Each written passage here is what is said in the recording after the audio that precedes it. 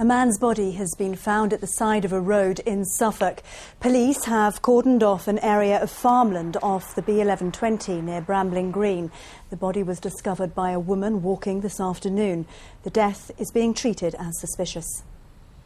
A couple from Norfolk have been talking about the moment they were abandoned in freezing temperatures by their taxi driver. The cab got stuck in snow at Barnham Broom near Norwich.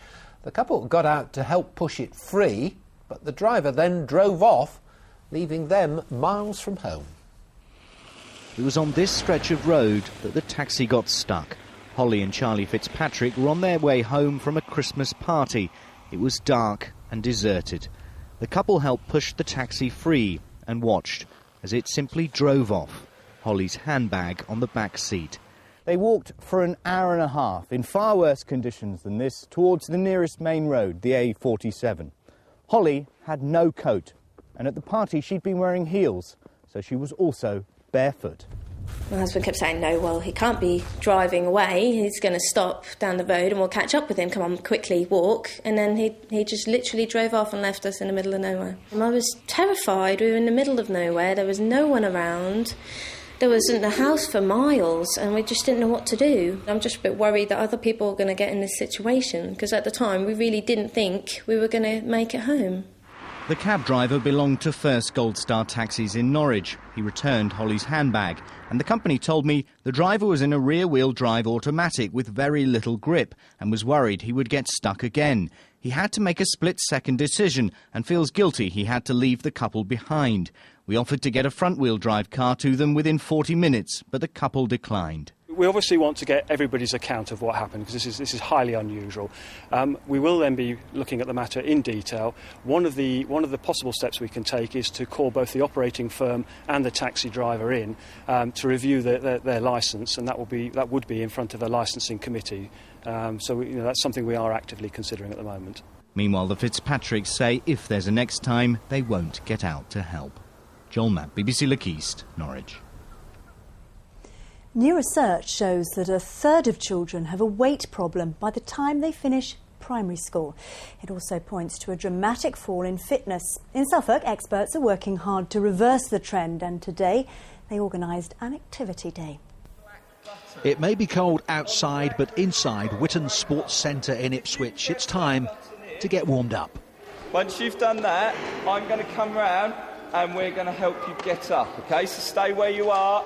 The idea is to get these youngsters to try activities they've never done before, like walking with special springy boots. One of the group is Rachel, who's 9. She's keen to lose some weight and also lacks confidence. They're really hard and they're really heavy.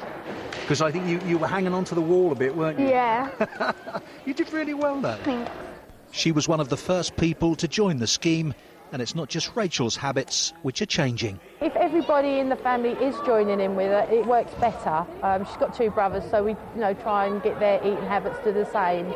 So I think the family, it's more fun when you all do it, though. You're all joining in. Got it? OK, off you go. It's all run by the Children's Weight Management Team based at Ipswich Hospital. Youngsters can be referred by their GP, or their families can contact the team directly, asking for help. Because we normally see the families on a one-to-one basis, they haven't had a chance to meet some of the other kids that are in a similar situation to them and concerned about their weight. So activities like today really help them fit into a group, give them a chance to sort of help their self-esteem and succeed in an environment where they feel comfortable. As part of the package, the youngsters and parents also get advice about diet from the team. They're already helping more than 60 families and hope to expand further in the new year. Kevin Birch, BBC Look East, in Ipswich. A prisoner on the run from Hoseley Bay Prison near Woodbridge is posting messages on the social networking site Facebook about his life on the outside. 28-year-old Craig Lynch went on the run in September. He was serving 7 years for aggravated burglary. Now, are you a follower of Delia or Nigella when it comes to cooking Christmas lunch? Maybe you just leave it to somebody else. Well, in recent years, thanks to the changes in licensing laws, more and more restaurants and pubs offer the full Christmas lunch. But it's not cheap. A Christmas feast with a view across the River Deben to die for. That's what's on offer at the Maybush at Waldringfield in Suffolk. The team of chefs will be working on Christmas Day to serve up a single-sitting 3-course lunch for 92 guests.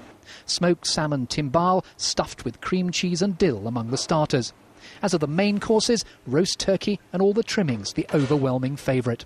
The boss's family will be working front of house. It's a great atmosphere. We get, obviously, people who come in to eat and dine, plus you've got the locals who turn up and have a drink at the bar and go home for lunch. So, yeah, it's a lovely, buzzy atmosphere.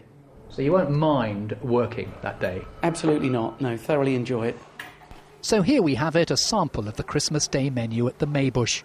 The cost, £50 a head. With more sittings, they say they could have booked up 4 times over. Next to the Georgian mansion Kesgrave Hall near Ipswich, after a multi-million-pound restoration, it's the latest hotel and restaurant venture from the Milsom family. In an average week, they serve up to 2,500 covers. No shortage of takers for their Christmas Day menu at £95 a head. We've got 112 people coming for Christmas lunch this year, and we're putting on a champagne and canapes reception at about 12:15, and then at 1:45 we'll bring them through to the restaurant. Check on 1 beef carpaccio, 1 lobster bisque. Here they're preparing a terrine starter they're convinced will prove a winner. The guinea fowl is going to be cooked off on the crown, set into a tureen with smoked ham hock and some duck liver. We're going to be serving that with a little golden raisin puree and some beetroot crisp and some marinated beetroot as well. And then we've got a nice little potato and truffle terrine with some pan-fried scallops as our little fish course, which again will be a winner. And then obviously roast turkey for the mains and everything else, and your Christmas pudding. The hotel's 23 bedrooms are fully booked over Christmas, and there are 38 acres of parkland to walk off the Christmas pud. Kim Riley, BBC Look East, Suffolk.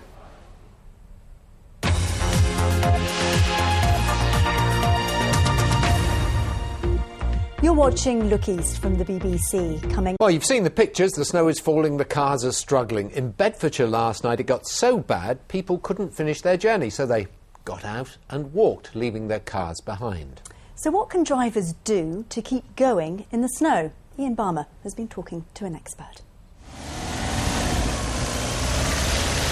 If the road's like an ice rink, then cars can go skating. But it doesn't have to be like this. Mike Rees from Driver Live in Norfolk was a police driver and accident investigator and now teaches safe driving techniques. This is his 5-step plan for keeping safe when it's icy. Point 1, everything must be smooth. Decelerate, steer, brake gently. Point 2, always select a higher gear as possible for greater traction and vehicle stability. Point 3, use deceleration earlier rather than application of the brakes. Point 4, ABS. Most cars are fitted with it. It's not effective in ice and snow, so don't rely on it. Point 5 is to look ahead, plan ahead, keep your space and distance, and that will enable you to be safe. With every snowfall, even a few inches, there seems to be chaos on the roads. Last night, it happened to be Bedfordshire. It's often claimed the roads aren't gritted properly, but Mike Rees has his own view on this, and you might not agree with it. As far as the gritting is concerned, we can't rely on it. You have to drive accordingly. We're too ready to criticise the local authorities because they haven't put grit down. We are too dependent on the grit. So the message is, drive slowly, drive smoothly, don't spin your wheels, and you can be safe on snowy roads. Ian Barmer, BBC Look East, Norfolk. And thank you to those drivers who unwittingly played a part in that report. Yeah, I learned some things though, you know. I hate driving on icy roads.